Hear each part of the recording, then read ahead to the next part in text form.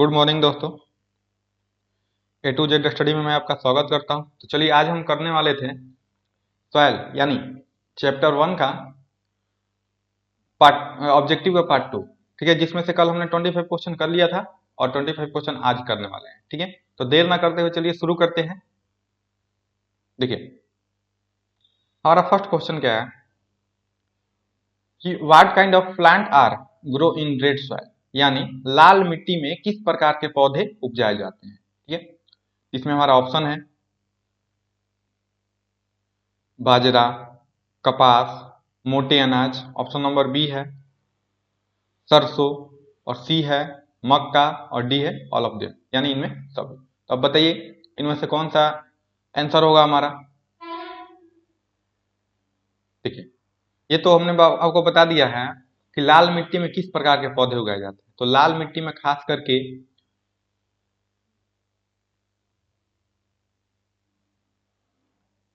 आपको बाजरा, कपास और मोटे अनाज उगाए जाते हैं। ठीक है, लाल मिट्टी में अधिक मात्रा में बाजरा, कपास और मोटे अनाज उगाए जाते हैं। तो चलिए अगला क्वेश्चन पे चलते हैं। How can the fertility of red soil in increase, यानी लाल मिट्टी की उर्वरता को बढ़ाने के लिए हम कौन से तत्व का प्रयोग करते हैं, यानी लाल मिट्टी की उर्वरता कैसे बनाई जाती है। ऑप्शन है हमारा ए आयरन, बी नंबर है चूना, सी नंबर है फास्फोरस, और डी नंबर में है कार्बन।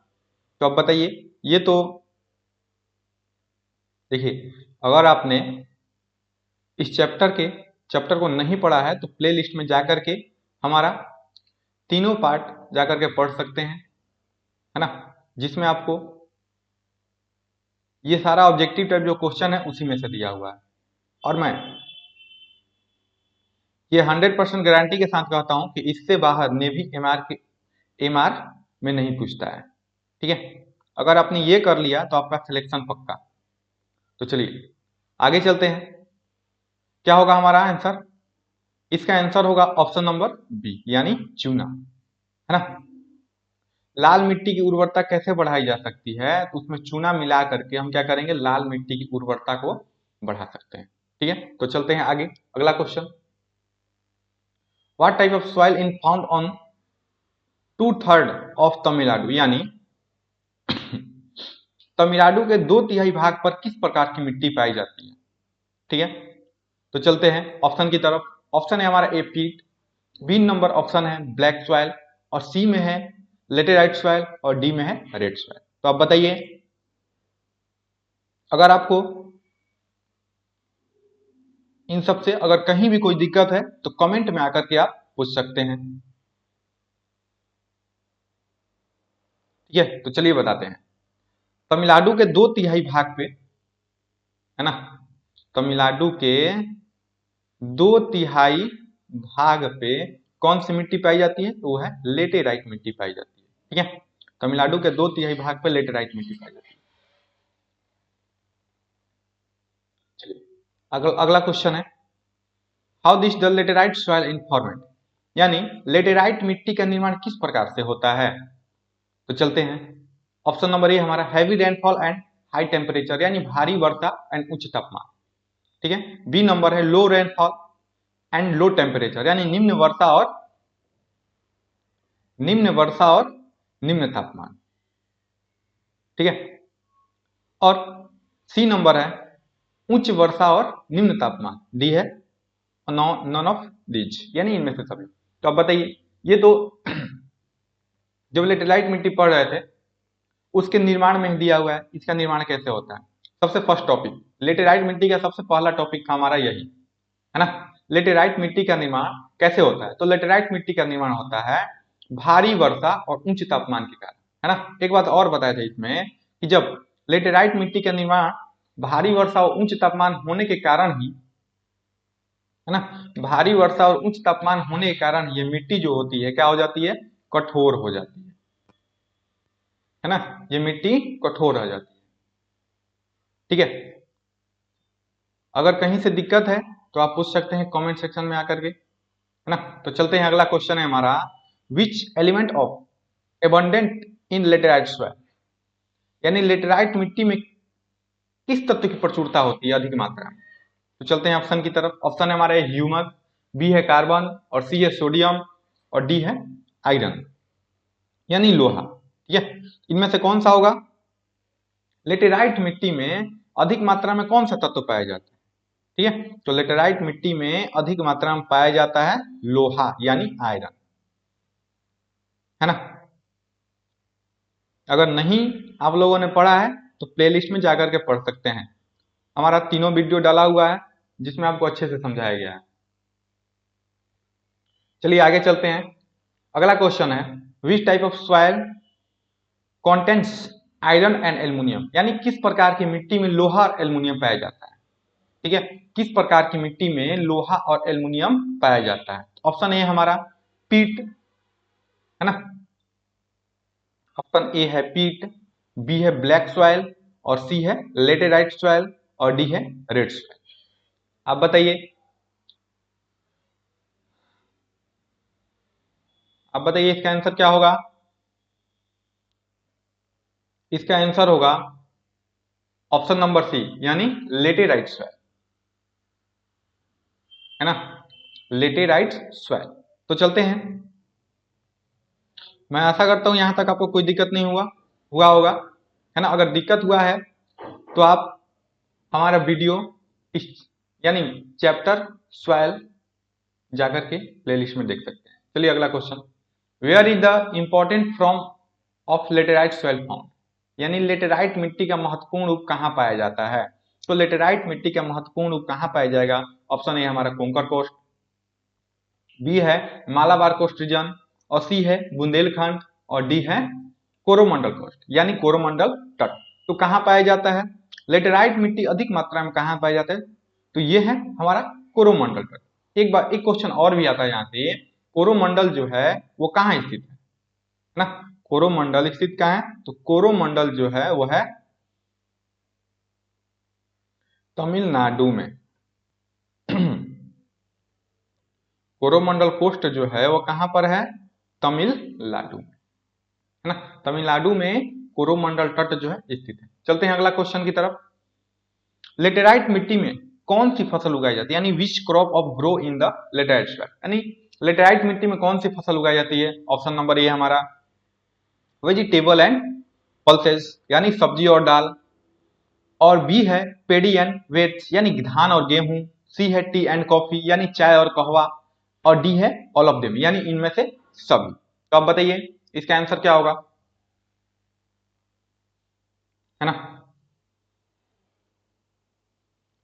लेटेराइट मिट्टी में सबसे अधिक मात्रा में क्या उगाया जाता है, कौन सी फसल उगाई जाती है? तो है हमारा टी एंड कॉफी यानी चाय और कॉफी, है ना, चाय और कहवा।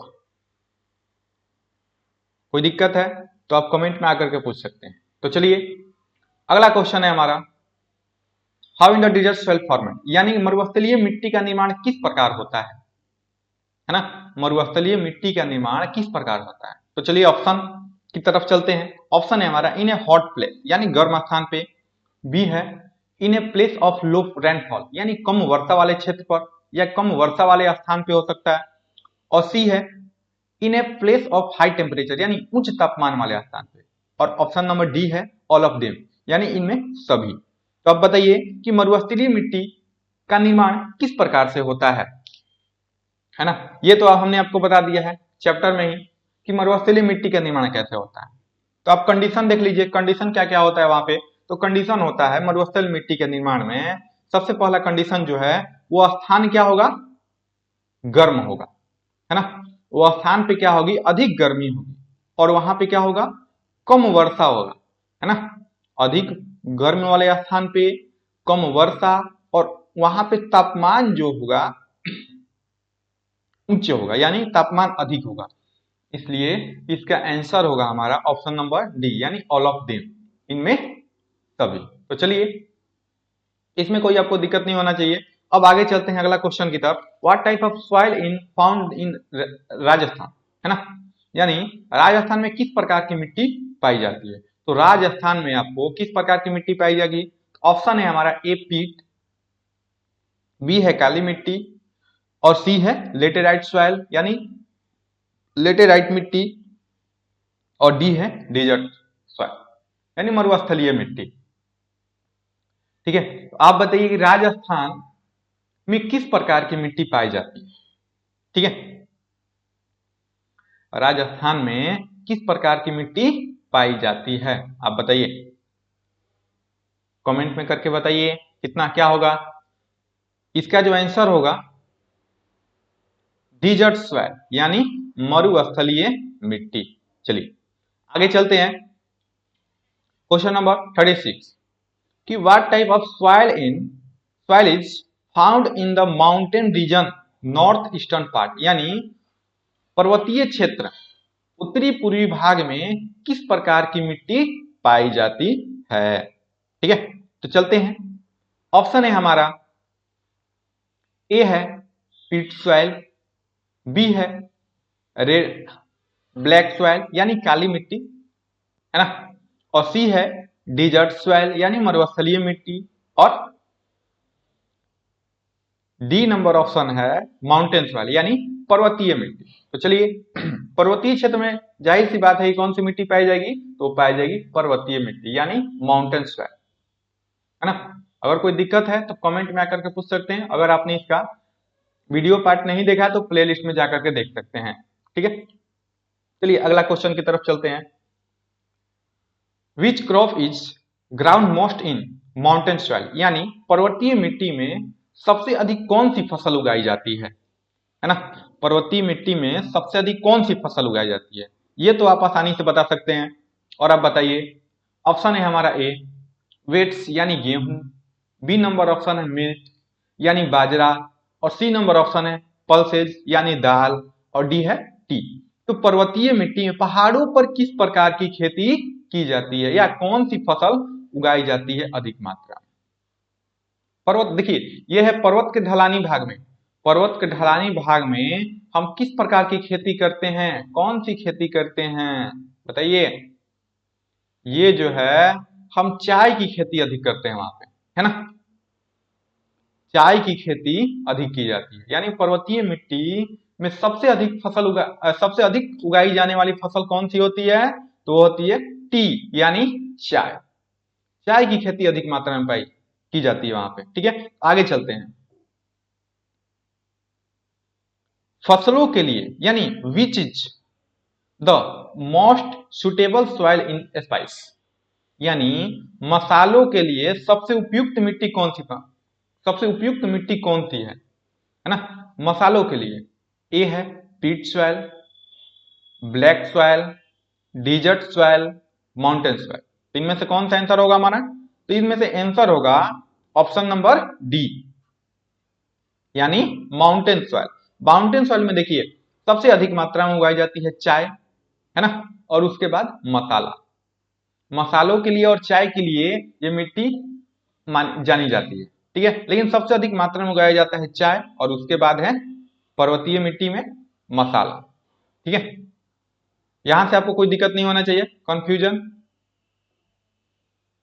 कहेगा। सबसे उपयुक्त मिट्टी जो है वो है माउंटेन सॉइल मसालों के लिए, और सबसे अधिक मात्रा में जो फसल उगाई जाती है वो कौन सी है, चाय। चलते हैं अगले क्वेश्चन की तरफ 39 में। Which type of soil is produced by more irrigation in the air areas, है ना, यानी आर्द्र शुष्क क्षेत्र में अधिक सिंचाई करने से किस प्रकार की मिट्टी का निर्माण होता है। यानी आर्द्र शुष्क क्षेत्र में अगर हम अधिक सिंचाई कर देंगे तो वहां पे कौन सी मिट्टी का निर्माण होगा। ये तो हमने आपको बता दिया है कि अधिक सिंचाई करने से क्या होगी, वहां पे जल की अधिकता होगी, और जब जल की अधिकता हो जाएगी तो किस प्रकार की मिट्टी का निर्माण होता है, तो वो होता है हमारा कौन सा है, सैलिन सॉइल यानी लवणीय मिट्टी या क्षारीय मिट्टी भी इसे बोल सकते हैं, और ब्लैक सॉइल है, डिजर्ट सॉइल है, और माउंटेन सॉइल, है ना। तो इनमें से कौन सा आंसर होगा हमारा, ऑप्शन नंबर ए यानी सैलिन सॉइल। अगर है ना आर्द्र शुष्क क्षेत्र में अधिक सिंचाई कर देते हैं तो हमें लवणीय मिट्टी यानी क्षारीय मिट्टी सैलिन सॉइल या एल्कलाइन सॉइल का निर्माण होता है, दोनों होगा। अधिक सिंचाई करने से ये दोनों होता है, क्षारीय मिट्टी भी होता है, क्षारीय मिट्टी या एल्कलाइन सॉइल। ठीक है, चलते हैं अगले क्वेश्चन की तरफ। अगला क्वेश्चन है हमारा, हरित क्रांति क्षेत्र यानी पंजाब हरियाणा में किस प्रकार की मिट्टी पाई जाती है, यानी what kind of soil in found in the green revolution region Punjab and Haryana, यानी हरित क्रांति वाले क्षेत्र में किस प्रकार की मिट्टी पाई जाती है। तो सबसे पहले हम ये जानते हैं कि हरित क्रांति वाला क्षेत्र हमारा है कौन। तो हरित क्रांति वाला जो क्षेत्र है वह है पंजाब और हरियाणा। यहीं पे सबसे पहले हरित क्रांति की शुरुआत हुई थी। और किसके द्वारा हुआ था हरित क्रांति की शुरुआत? MS स्वामीनाथन के द्वारा, है ना। यानी यहां पे लिख देते हैं,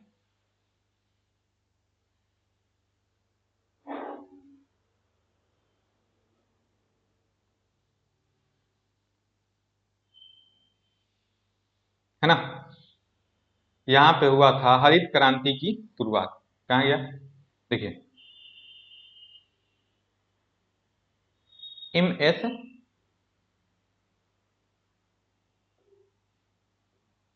स्वामीनाथन, यानी MS स्वामीनाथन के द्वारा 1967 से 68 तक चला था, लेकिन शुरुआत हुआ था इसका 67 में, है ना। हरित क्रांति की शुरुआत हुई थी, यहां पे वो भी लिख देते हैं, हरित क्रांति, है ना। हरित क्रांति की शुरुआत किसने किया था, ये क्वेश्चन आपसे पूछ सकता है। हरित क्रांति की शुरुआत जो हुई थी किसने किया था? MS स्वामीनाथन ने। और कब किया था? 67 में, है ना। और कब तक चला था? 67 से 68। और वो कौन सा क्षेत्र था? पंजाब और हरियाणा। तो चलिए अपने क्वेश्चन की तरफ चलते हैं कि हरित क्रांति वाले क्षेत्र में किस प्रकार की मिट्टी पाई जाती है। ऑप्शन नंबर ए हमारा पीट, बी है ब्लैक सॉइल, और सी है सैलिन सॉइल, और डी है पर्वतीय मिट्टी यानी माउंटेन सॉइल। तो अब बताइए इसमें कौन सा होगा आंसर? इसमें आंसर जो होगा वो वाला क्या होगा? लोरीय मिट्टी यानी सैलिन सॉइल, एल्कलाइन सॉइल, है ना। सैलिन सॉइल लोरीय मिट्टी होता है। अब आगे चलते हैं, अगला question, saline soil is known other as an other, यानी लोरीय मिट्टी को किस अन्य नाम से जान या किस नाम से जाना जाता है। तो ऑप्शन है हमारा रेगुर सॉइल, या कलर सॉइल, या पिट सॉइल, या कच्छारी, है ना। ये तो है आप लोगों ने ये आप अच्छे से जानते होंगे। क्या होगा इसका आंसर? इसका आंसर जो होगा हमारा, है ना, वो होगा कल्लर, यानी कल्लर सॉइल, कल्लर मिट्टी। लौड़ीय मिट्टी को किस अन्य या क्षारीय मिट्टी को हम किस नाम से जानते हैं? कल्लर सॉइल या कल्लर मिट्टी, है ना। तो चलते हैं आगे अगले क्वेश्चन की तरफ। क्वेश्चन नंबर है 42, which is the element added in increase fertility in the soil, यानी लौड़ीय या क्षारीय मिट्टी यानी लौड़ीय मिट्टी में उर्वरता बढ़ाने के लिए हम कौन सा तत्व मिलाते हैं इसमें, या लौड़ीय मिट्टी में उर्वरता बढ़ाने के लिए कौन सा तत्व मिलाया जाता है। ऑप्शन है हमारा ए पोटास, है ना, बी है फास्फोरस, और सी है जिप्सम, और डी है ऑल ऑफ देम, यानी इनमें सभी। तो अब बताइए इसका आंसर क्या होगा? इसका आंसर जो होगा, ये हमने पढ़ा था कब? जब सैलिन सॉइल पढ़ रहे थे तब, उसमें यानी सैलिन सॉइल की फर्टिलिटी को बढ़ाने के लिए, यानी उसकी जो उपजाने की क्षमता, इसको बढ़ाने, उर्वरता को बढ़ाने के लिए हम उसमें कौन सा तत्व मिलाएंगे? उसमें हम मिलाएंगे जिप्सम, है ना। यानी जिप्सम जब मिलाएंगे तो लौड़ीय मिट्टी की उर्वरक शक्ति जो है वो क्या होगी? बढ़ जाएगी। ठीक है, तो आगे चलते हैं अगले क्वेश्चन की तरफ। देखिए अगला क्वेश्चन है हमारा, द प्रोसेस ऑफ वाष्पीजाइजेशन, है ना, is more than the soil over which sodium, magnesium and potassium are the layers of the एक्यूमेंट, है ना। तो देखिए वाष्पीकरण की क्रिया अधिक होने से किस मिट्टी के ऊपर सोडियम, मैग्नीशियम और पोटेशियम लवण की परत जम जाती है। तो अब बताइए, ऑप्शन है हमारा ए सैलिन सॉइल, बी है लेटेराइट सॉइल, और सी है माउंटेन सॉइल, और डी है मरुस्थलीय मिट्टी यानी डिजर्ट सॉइल। तो अब बताइए इसका आंसर क्या होगा? इसका आंसर जो होगा हमारा सैलिन सॉइल होगा, है ना। Option number A, option A saline soil, लौड़ीय मिट्टी का निर्माण होता है, या लौड़ीय मिट्टी पे क्या होती है, सोडियम मैग्नीशियम पोटेशियम की परत जम जाए। तो अगले क्वेश्चन की तरफ चलते हैं।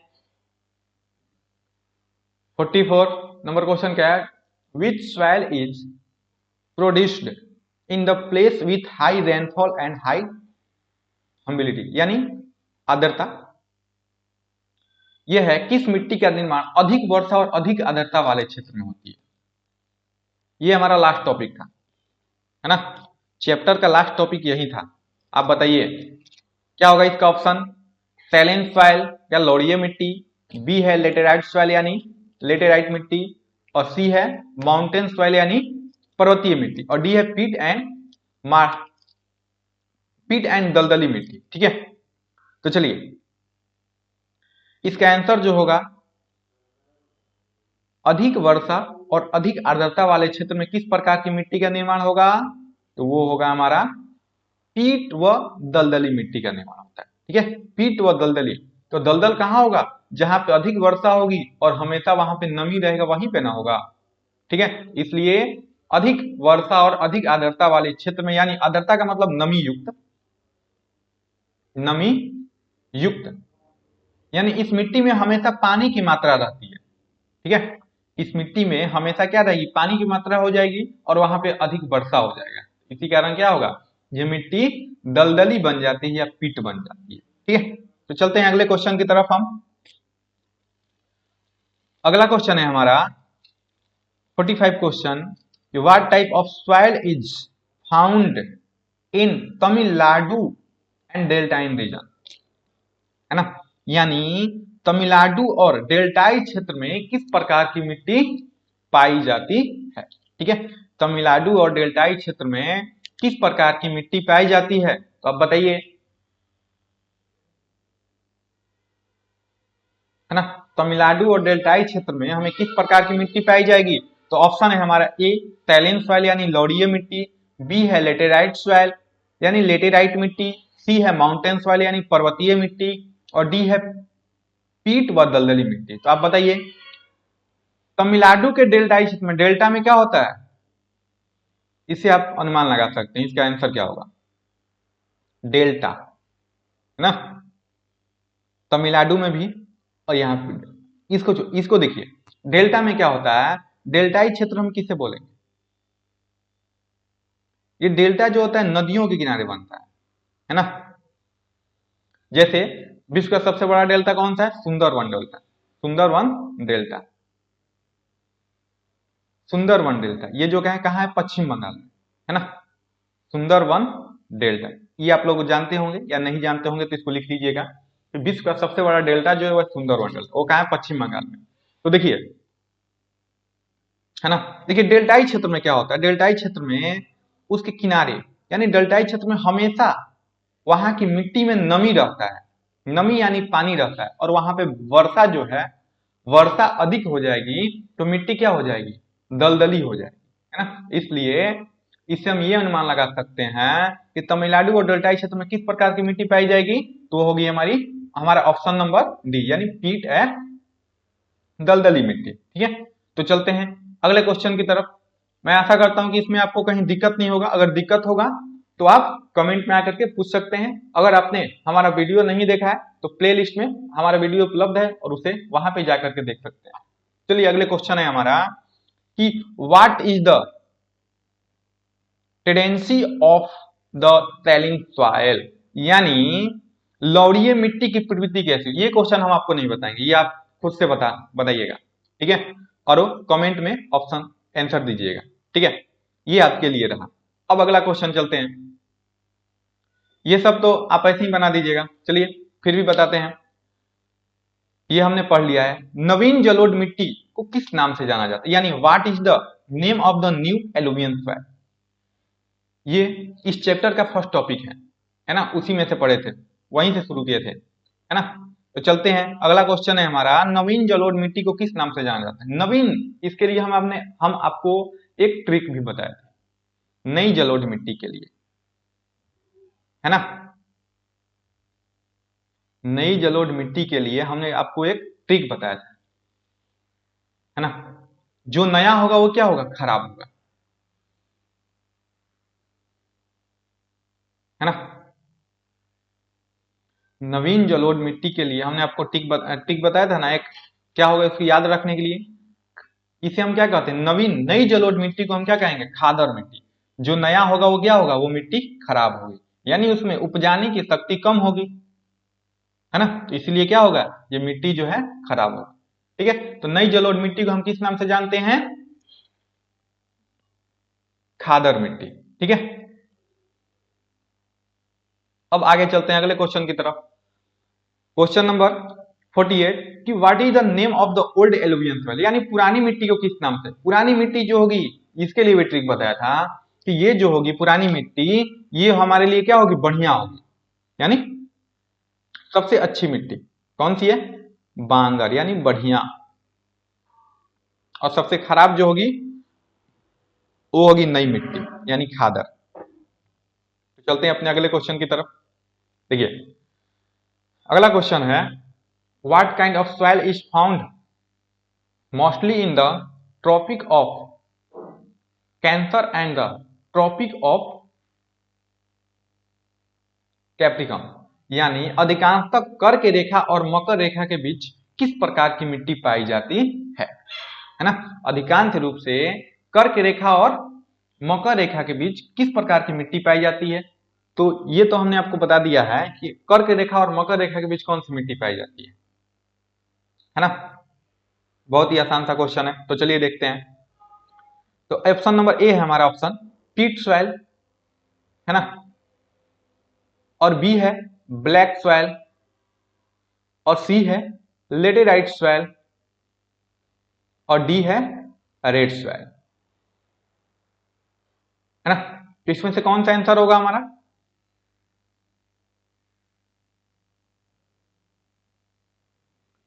इसमें से आंसर जो होगा हमारा वो कौन सा होगा,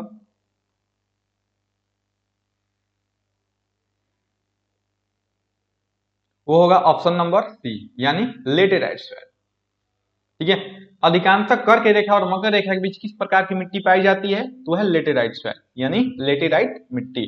तो चलते हैं अगला क्वेश्चन यानी लास्ट क्वेश्चन की तरफ। तो लास्ट क्वेश्चन अंतिम क्वेश्चन है हमारा, what kind of the found on most of the regions of India, यानी भारत के सर्वाधिक क्षेत्र में किस प्रकार की मिट्टी पाई जाती है।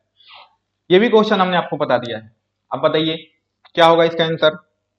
ए है ऑप्शन नंबर ए हमारा एलुवियन सॉइल, बी है ब्लैक सॉइल, सी है रेड सॉइल, और डी है लेटेराइट सॉइल यानी लेटेराइट मिट्टी। तो अब बताइए भारत के 43% भाग पे इस मिट्टी का विस्तार पाया जाता है, तो अब बताइए 43% भाग पे कौन सी मिट्टी पाई जाती है, वह हमारा एलुवियन सॉइल यानी जलोढ़ मिट्टी। ठीक है, अब बताइए आपको कहीं दिक्कत है, अगर आपको कहीं दिक्कत है तो आप आकर के कमेंट सेक्शन में पूछ सकते हैं, है ना।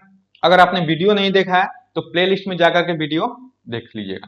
ठीक है, अब एक और बात बता रहे हैं आपको कि कल से हम लोग, है ना, आपके लिए मॉक टेस्ट लेकर आने वाले हैं जिसमें जीके एंड जीएस का, है ना, जीके एंड जीएस का 25-25 क्वेश्चन होगा, यानी 25 क्वेश्चन होगा, और 25 में से, ठीक है, आपको करना है, आप कितना कीजिएगा, है ना, कर करके आप कमेंट में बताइएगा, ठीक है, कि किसका कितना नंबर आया। अगर इस चैप्टर से कहीं दिक्कत है तो आप कमेंट में पूछ लीजिएगा। ठीक है, कल से हम रोज एक एक मॉक टेस्ट करने वाले हैं। ठीक है, तो चलते हैं, आज के लिए बस इतना ही, बाय।